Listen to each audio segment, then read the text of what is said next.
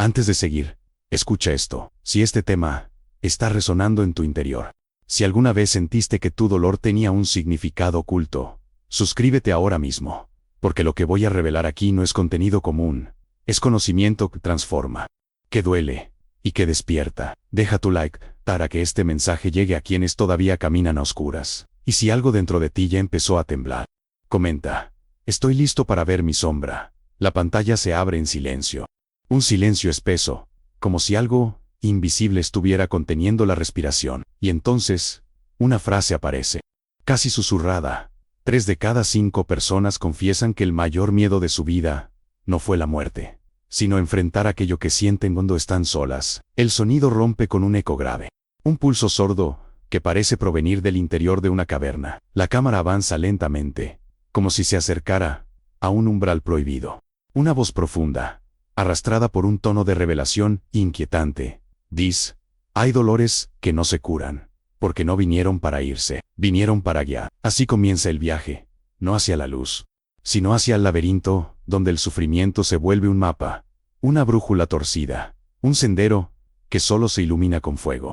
Este es el momento en que revelo el secreto psicológico que muchos sospechan, pero casi nadie se atreve a nombrar. El dolor no llegó como un enemigo, sino como un guía brutal, como un mensajero incómodo que la mente moderna intenta silenciar con distracciones, diagnósticos apresurados y un miedo feroz a mirar hacia adentro. Detrás de todo sufrimiento hay un significado escondido, un patrón que late como un código cifrado en las paredes de la psique. ¿Y quiénes han tocado ese punto? Ese centro incandescente donde las heridas arden con sentido, saben que hay un instante en el que algo se fractura, y el camino ya no vuelve a ser el mismo. Ese instante es la puerta que estoy a punto de abrir. La psicología contemporánea lo confirma. La Universidad de Stanford demostró que el cerebro humano reconfigura sus rutas neuronales tras vivir experiencias de dolor extremo, como si un incendio interno obligara a construir nuevas conexiones sobre las cenizas. La neurociencia observa cómo la amígdala se vuelve un faro hipersensible, como la corteza prefrontal reorganiza prioridades y como el sistema límbico, la parte más primitiva de nuestra maquinaria emocional, despierta con una lucidez casi ancestral. Es exactamente lo que Viktor Frankl ya había dicho décadas antes. No se trata de huir del sufrimiento, sino de descifrarlo, lo que la ciencia apenas comienza a medir. Frankl lo entendió como un acto espiritual. El dolor es un mensaje, y cuando lo ignoras, regresa con dientes más afilados. Pero esta idea no pertenece solo a la modernidad. En las tradiciones antiguas, el dolor era considerado un umbral sagrado. En el budismo, el sufrimiento es la primera noble verdad, la llave de entrada al despertar. En el cristianismo primitivo, el desierto de ese lugar, donde uno es confrontado consigo mismo, era visto como el espacio de la sombra revela su verdadero rostro. En la mitología griega, Quirón, el centauro herido, enseñaba que toda herida auténtica genera sabiduría si se la contempla sin temor. Y en la filosofía clásica, los estoicos repetían que el destino no golpea por crueldad, sino por instrucción. Desde entonces, la humanidad ha sabido que el dolor no es un accidente, es un maestro violento. Pero maestro al fin. Los signos de advertencia parecen primero en silencio. Son sutiles, casi invisibles, como una corriente fría que recorre el cuello sin razón aparente. El primer signo es la sensación de que algo dentro de ti te observa. Un testigo interno. Un ojo antiguo que se abre en la oscuridad de tu pecho. No te juzga, pero te sigue. El segundo signo es el cambio de textura en tus pensamientos. Comienzan a parecer más densos, como si arrastraran barro emocional adherido a ellos. El tercer signo aparece de noche, cuando el mundo duerme. El insomnio no llega por preocupación, sino por vigilancia. Es como si la psique entera se mantuviera despierta, esperando una revelación, un osa de formular. Y el cuarto signo, el más peligroso, es ese susurro silencioso que repite que algo debe romperse para que algo nazca. Es un pensamiento que no llega como una amenaza, sino como una advertencia divina. No es solo algo individual. Cuando el dolor se convierte en camino, el fenómeno se expande. Se siente en las familias, donde los secretos no confesados generan campos de distorsión emocional que alteran la realidad compartida. Se percibe en grupos, donde una persona herida puede infectar de miedo o lucidez a todos los presentes como si portara un virus psíquico. Y se ve en sociedades enteras, donde los tromes colectivos de guerras, pérdidas, silencios impuestos, crean una nube oscura que se instala sobre generaciones. Es lo que Jung llamaba posesión colectiva, cuando un dolor no resuelto de muchos se convierte en un espíritu que camina entre ellos, como una sombra, con voluntad propia. En esos escenarios, lo que uno siente deja de ser solo suyo, se vuelve un eco compartido que altera todo el campo emocional alrededor. Por eso, cuando el dolor se enciende como única ruta, es necesario activar un protocolo de protección, no un manual psicológico, sino un plan de supervivencia. La primera instrucción es elevar la conciencia como si fuera un escudo, observar sin identificarse, mirar sin entregarse, mantener un centímetro de distancia interna que te impida ser arrastrado por la corriente. La segunda instrucción es establecer un límite inmediato, incluso si ese límite te obliga a alejarte de personas o lugares que han sido parte de tu vida por años. A veces, el veneno está donde menos lo esperas. La tercera instrucción es la retirada estratégica, no huir, sino reposicionarte. Moverte hacia un lugar interno donde puedas escuchar sin ser devorado. Los antiguos llamaban a esto entrar en la montaña interior. La psicología moderna lo llama regulación emocional avanzada. Ambas significan lo mismo: resguardar la mente antes de que la tormenta empiece a hablar con tu voz.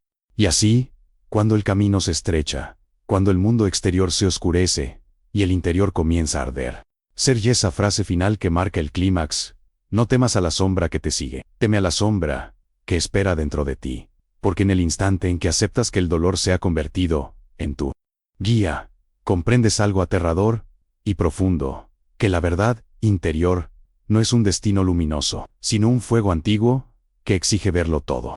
Y ese fuego, si te atreves a caminar hacia él, te quemará, pero también te revelará. La escena se abre con un golpe seco, como si un corazón gigantesco hubiera fallado por un instante. Una vibración grave atraviesa la pantalla, y la oscuridad se expande como un líquido espeso, devorando los bordes del cuadro. La voz aparece lentamente, arrastrada, casi como un lamento antiguo.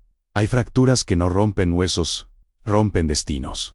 La cámara se aproxima a un corredor estrecho, iluminado apenas por un hilo de luz que tiembla. Del otro lado, algo respira. No sabes si eres tú o tu sombra, esperando pacientemente que te atrevas a entrar.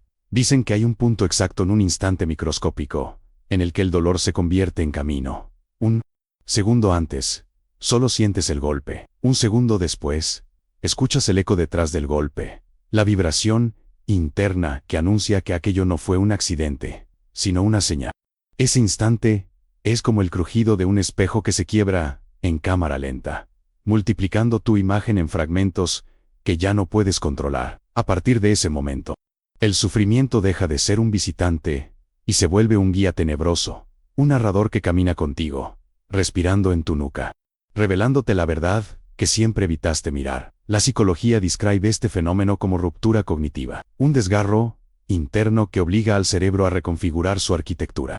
Investigadores de la Universidad de Harvard observaron que, después de un trauma profundo, ciertas áreas del cerebro despiertan con una actividad inusual, regiones asociadas al significado, al propósito, a la identidad. Es como si la mente, acorralada, entendiera que ya no puede seguir funcionando con sus versiones antiguas. La neurociencia lo llama reorganización post-traumática.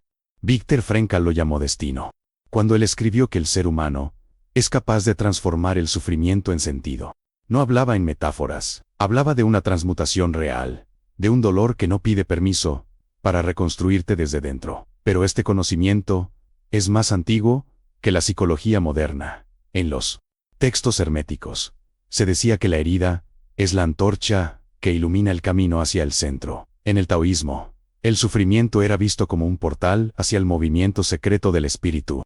En los manuscritos egipcios del Libro de los Muertos, el alma debía atravesar 12 regiones de oscuridad antes de acceder al juicio final. Y en la tradición judía, el concepto de Shevirat HaKelim, la ruptura de los vasos, explicaba que el universo nació del estallido de un recipiente incapaz de contener la luz. Para muchas culturas, la fractura no era un error, era el comienzo. Los signos que anuncian esta fractura llegan disfrazados de escenas cotidianas, pero cada una lleva una sombra detrás. El primero aparece como un silencio inusual, una tarde cualquiera. En medio del ruido habitual de tu vida, percibes que algo dentro de ti se ha detenido. No sabes qué es, pero sabes que algo ha cambiado. El segundo signo aparece como una pérdida leve, un objeto extraviado, un mensaje que nunca llega, pero trae consigo una sensación de vacío desproporcionada. Como si ese pequeño hecho hubiera arrancado algo invisible dentro de ti. El tercer signo llega como un déjà vu, pero no de algo vivido antes, sino de algo que estás a punto de enfrentar, un presentimiento que vibra como un trueno en miniatura bajo la piel. Y el cuarto signo aparece en forma de lucidez dolorosa, una frase que te atraviesa, un pensamiento que no pediste, una verdad que golpea como una mano fría, y te obliga a admitir que la vida que llevabas ya no tiene el tamaño de quien te has convertido. Cuando este proceso empieza, no ocurre solo dentro de un individuo, se propaga. Las familias sienten la energía como si las paredes se hubieran desplazado un centímetro hacia adentro. Los vínculos se tensionan, los silencios se espesan, las miradas adquieren un filo que antes no tenían. Un dolor profundo en una persona puede alterar el clima emocional de una habitación entera. Los grupos comienzan a moverse como un organismo colectivo, atrapados en la vibración del que está despertando. Jung lo llamaba contagio psíquico. La sombra liberada por alguien activa las sombras dormidas de todos los demás. Y a nivel social, el dolor acumulado crea horizontes enteros de distorsión. Comunidades presas del miedo, sociedades que se polarizan como si estuvieran respondiendo a una herida gigante que nadie quiere nombrar. El dolor, cuando se convierte en camino, se vuelve un campo energético que puede arrastrar multitudes. Por eso, hay un protocolo para enfrentar este tipo de fractura interna. El primero es establecer conciencia como escudo, observar cada emoción como si fuera una criatura salvaje que entra en tu espacio. No la rechaces, no la adoptes, solo mírala. La mirada consciente domestica monstruos. El segundo paso es trazar un límite inmediato. Identificar qué personas o situaciones alimentan la herida y cortar el suministro, aunque duela. Aunque parezca una amputación emocional, hay venenos que llevan tu nombre. Y el tercero es la retirada estratégica. Un movimiento hacia adentro. Hacia un refugio psicológico, donde el ruido externo no alcance tu núcleo. Retirarse no es rendirse, es preparar el contraataque espiritual. Entonces, cuando todo se vuelve oscuro, cuando la vida parece haber expulsado su sentido, y el dolor se erige como una montaña negra frente a ti, ser ya el clímax inevitable. No hay fractura que destruya al que se atreve a mirar dentro de ella, porque la verdad más profunda del sufrimiento no es su crueldad, sino su precisión. El dolor nunca llega para romperte al azar, llega para señalar exactamente dónde dejaste de ser tú. Y cuando comprendes eso, la sombra deja de perseguirte. Empieza a caminar a tu lado. La pantalla abre con un murmullo que no proviene de ninguna boca, sino de las paredes mismas. Un sonido áspero, como uñas rasgando piedra húmeda. El cuadro se sumerge en una penumbra azulada, y una frase aparece lentamente, escrita como si hubiera sido encontrada en un sótano abandonado. El 72% de las personas confiesa que, en su momento más oscuro, escuchó una voz dentro de sí, pero no sabía si era un pensamiento o una advertencia. La luz parpadea. El aire parece sostener algo invisible, y la narración comienza con un tono que mezcla confesión, profecía y sentencia. Lo que estás a punto de entender no fue creado para consolarte, sino para despertarte. Hay un momento de un punto exacto, casi microscópico, en el que la mente deja de ser un espacio conocido y se convierte en un territorio extraño. Un lugar donde los pensamientos ya no parecen tuyos, donde las emociones se mueven como animales salvajes, donde el tiempo se delata como una ilusión frágil. Ese lugar es el laberinto interior. Y solo se entra a él cuando el dolor decide abrir la puerta. Antes de ese umbral, uno cree que sufre. Después, uno descubre que el sufrimiento es apenas el preludio de algo mucho más profundo, la transformación de la conciencia. El nacimiento de una mirada capaz de perforar el velo que protege y las partes ocultas del alma. La psicología moderna lo llama desdoblamiento cognitivo, un estado en el que la mente se observa a sí misma con una claridad cruda, casi violenta. Estudios de la Universidad de Yale demostraron que, frente a experiencias de dolor prolongado, se activa una zona del cerebro asociada con la percepción metacognitiva. Es como si un segundo yo despertara. Uno que no siente, sino que analiza, que no teme, sino que registra, que no suplica, sino que exige significado. Viktor Frankl escribió que en los momentos de sufrimiento extremos, ser ya el núcleo irreductible del espíritu, los neurocientíficos lo describen como hiperactividad en la ínsula anterior. Los místicos lo llamaron el vigilante interno. Todos hablan del mismo fenómeno, una conciencia que despierta dentro de ti y no vuelve a dormirse jamás. Si llegaste hasta aquí, significa que no estás huyendo, significa que algo en ti reconoce este viaje, y por eso te pido, quédate, no cierres este video. Lo que viene puede explicarte años de silencio interior. Y si estas palabras te están acompañando de alguna manera, apóyame con tu like y suscríbete. Tu comentario puede ser la señal que otra persona necesita para no rendirse hoy. Pero esta idea es tan antigua como las primeras civilizaciones. En el hinduismo se decía que el Atman se revela solo cuando la persona se enfrenta a la erosión de su propio ego. En la tradición chamánica, la noche de la ruptura representa el instante en que el aprendiz es devorado simbólicamente para renacer con visión espiritual. En el sufismo, Rumi describió el dolor como la habitación donde el huésped verdadero finalmente se muestra. En la filosofía griega, Sócrates enseñaba que solo quien lleva su alma al borde del cuestionamiento absoluto descubre quién ha sido realmente. Todas esas tradiciones coinciden en un punto oscuro, pero revelador. La mente humana está diseñada para fracturarse cuando necesita expandirse. Los signos del laberinto comienzan como pequeñas grietas psicológicas. El primero es la distorsión temporal. Sientes que los días pasan demasiado rápido o demasiado lento, como si hubieras quedado atrapado en dos relojes que no se ponen de acuerdo. Lo cotidiano parece torcido, como una escena repetida, con un detalle fuera de lugar. El segundo signo aparece en forma de pensamientos intrusivos, no necesariamente oscuros, pero sí extraños. Como ideas que no pertenecen al yo habitual, cruzan tu mente como sombras rápidas detrás de una cortina. El tercer signo es cuando comienzas a notar patrones. Repites conversaciones mentalmente, reconstruyes escenas, detectas gestos que antes te parecían irrelevantes. Es la mente analizando, buscando, intentando descifrar el mensaje oculto detrás del dolor. Y el cuarto signo, el más inquietante, es una sensación de presencia. No estás solo en tu interior, hay algo contigo, no hostil, pero tampoco pasivo, algo que te espera. Esta transformación tampoco ocurre en aislamiento, se expande como una onda oscura. En las familias, un miembro que entra en su laberinto arrastra a todos los demás hacia un estado de tensión inexplicable. Los silencios se vuelven largos, las habitaciones pesan más. Los gestos adquieren un filo emocional que antes no existía. En los grupos sociales, la persona que atraviesa el despertar del dolor altera el clima entero con su sola presencia. Los demás sienten que hay algo diferente, como si una vibración profunda estuviera desplazando el aire alrededor. Y en las sociedades, el dolor colectivo crea arquitecturas invisibles, ciudades donde la frustración se respira, generaciones marcadas por heridas heredadas, países enteros caminando dentro de un laberinto que jamás eligieron.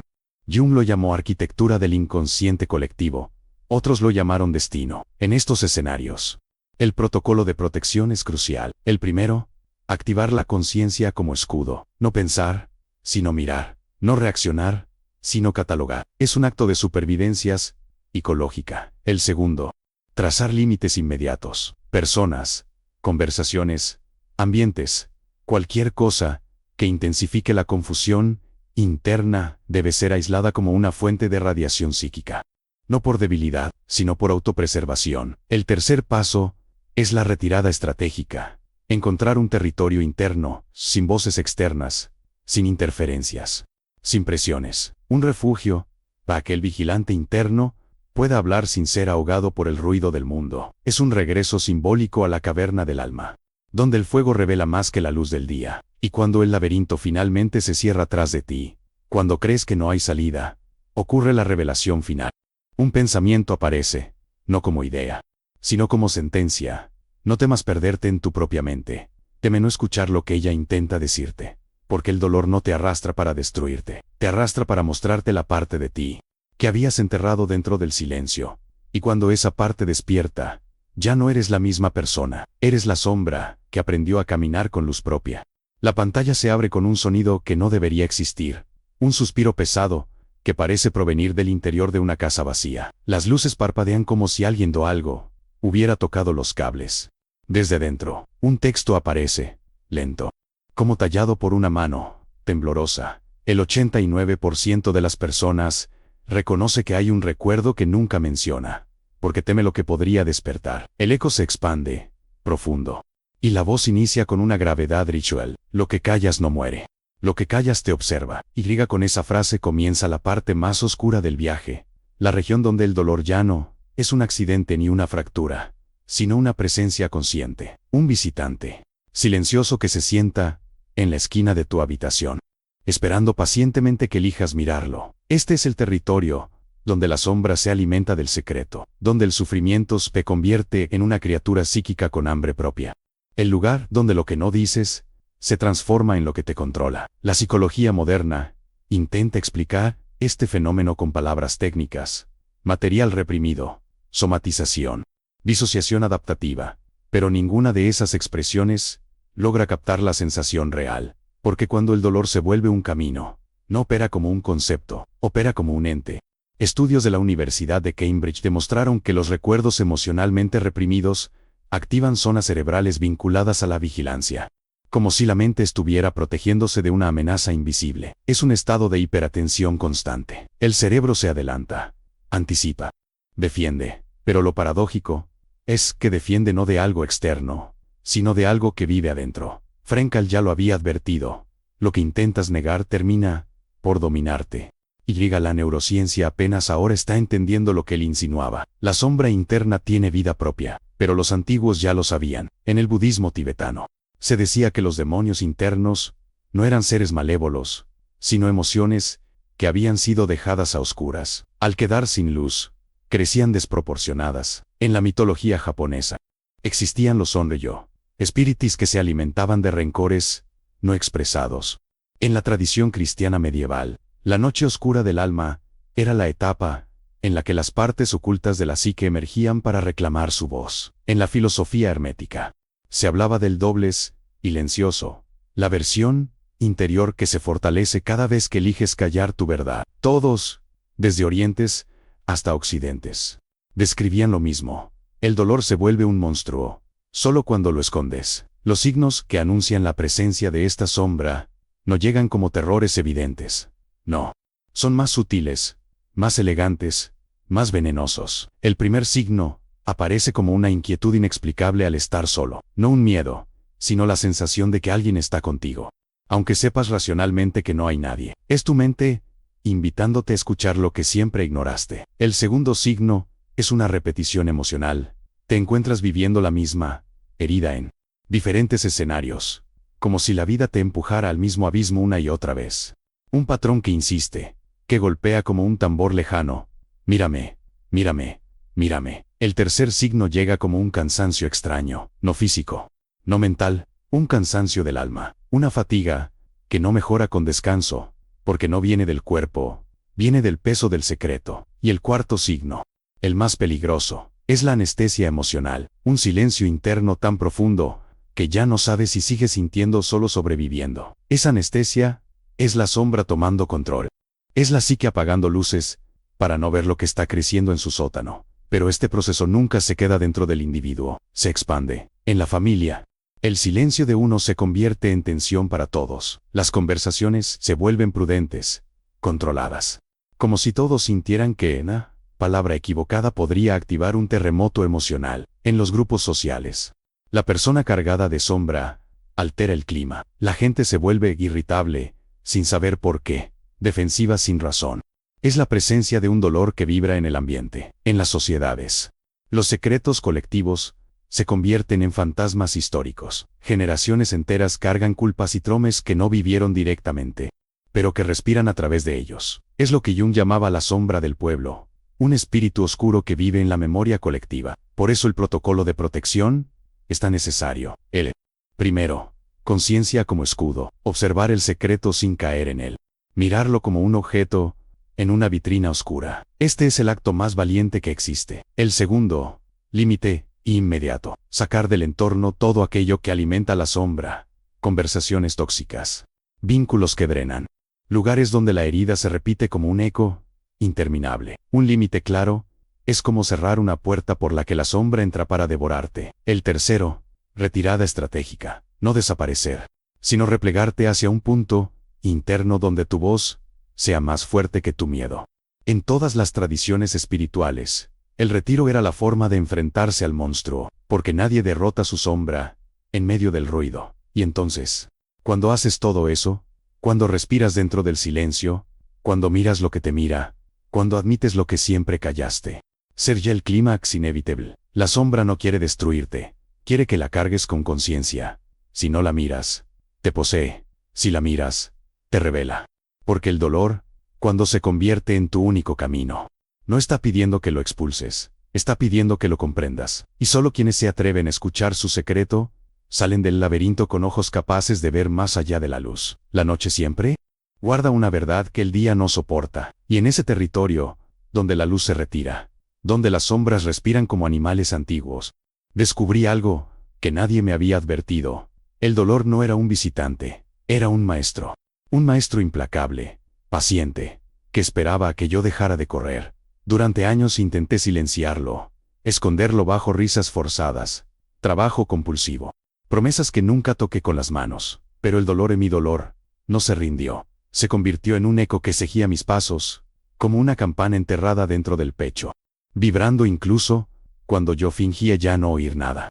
Y fue precisamente en ese punto, cuando la vida parecía una sala vacía, donde cada recuerdo se oxidaba en silencio, que entendí: nadie escapa de su noche interior. Algunos consiguen mediarla, otros la sufocan, pero tarde o temprano, la sombra exige su audiencia.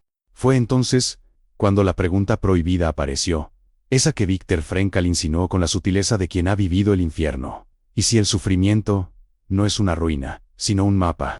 La neurociencia moderna confirma que la mente, al borde del colapso, activa regiones que normalmente permanecen dormidas. El cerebro trata de reorganizarse, de reconstruir un sentido, de sobrevivir fabricando significado, donde antes solo había ruinas. Es como si un mecanismo secreto despertara justo cuando todo parece perdido, como si la oscuridad fuera un rito de iniciación biológico, espiritual y psicológico al mismo tiempo. Y al comprenderlo, algo dentro de mí se quebró, y al mismo tiempo se encendió. Ese conocimiento no era nuevo. En el budismo, oímos que el dolor es el gran revelador. En la tradición cristiana, la noche oscura del alma prepara o renacer.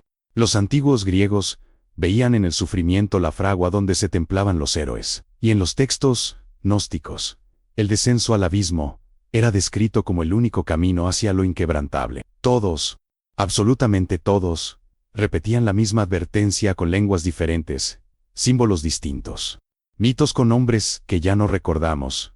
La sombra no es tu enemiga, es la puerta, pero antes de cruzarla, el mundo envía señales. El primer signo llega como un susurro, esa sensación de que algo te observa desde dentro, una inquietud sin forma, parecida a cuando caminas por un pasillo estrecho y sientes que las paredes respiran. El segundo se manifiesta en la realidad, rostros que antes parecían familiares, ahora parecen máscaras. Conversaciones que suenan huecas, promesas que se derriten como cera caliente. Y el tercero, el más aterrador, aparece cuando el silencio deja de ser ausencia de sonido y se convierte en una presencia palpable. El silencio que te encara, el silencio que exige pacto. La sociedad reacciona a ese proceso como los antiguos temían las profecías, con negación, porque un individuo que atraviesa su dolor y regresa transformado deja en evidencia a quienes aún se esconden. Por eso el mundo teme a los que han bajado al fondo. Por eso la familia se incomoda. Los amigos se alejan. Los grupos se reordenan. La sombra individual despierta la sombra colectiva. Se forman campos de distorsión emocional, donde cada uno proyecta sus miedos sobre el otro. Nadie mira la herida real. Miran el espejo oscuro que ella activa. Y así nacen los conflictos, los exilios invisibles, las traiciones silenciosas que nadie confiesa pero todos sienten. Para atravesar ese territorio, se necesita un protocolo de supervivencia que no se aprende en libros. El primero es simple. La conciencia es tu único escudo. No la fuerza, no la valentía, no la lógica. La conciencia, la capacidad de observar sin huir. El segundo es la retirada estratégica. No para rendirse, sino para preservar el alma, cuando la tormenta amenaza con fragmentarla. Y el tercero es el límite inmediato. Cortar con aquello que te arrastra hacia el abismo ajeno, incluso si lleva tu sangre, tu historia, tu apellido, porque la sombra, cuando no es enfrentada, se contagia, y el dolor sin sentido se convierte en enfermedad hereditaria. Ahora, en este punto final, llegamos al clímax, ese instante en que el espectador siente que la respiración se detiene, que la verdad está a 1 milímetro de revelarse, que el aire se vuelve pesado. El instante en que comprendemos que no estábamos huyendo del sufrimiento, sino de nosotros mismos. Y lo que encontramos al girar hacia adentro, no es un monstruo, ni un vacío, ni un castigo. Es algo más inquietante, una versión de nosotros que sabía, desde el principio, que el dolor era el único camino que podría despertarnos. Porque cuando el dolor se convierte en guía, ya no existe retorno, ya no eres el mismo, ya no puedes volver a dormir. Has visto el espejo oscurecido, y has reconocido tu propio reflejo, moviéndose detrás del vidrio. Y así termina esta travesía, con una frase que no busca consuelo, ni esperanza, ni redención fácil, solo verdad. La sombra no llega para destruirte, llega para mostrarte la parte de ti que juraste nunca mirar. Y llega mientras esa frase ecoa en la mente. Oh espectador, percebe, Ovidio acabó, pero asombra que le despertó. Now. Si este mensaje tocó alguna parte escondida de tu alma, no te vayas en silencio. Suscríbete para seguir explorando estos territorios prohibidos de la mente. Deja tu like si sentiste que esta oscuridad te habló. Y en los comentarios, cuéntame, ¿qué descubriste en tu propia noche interior? Tu historia puede iluminar a alguien que aún no encuentra salida.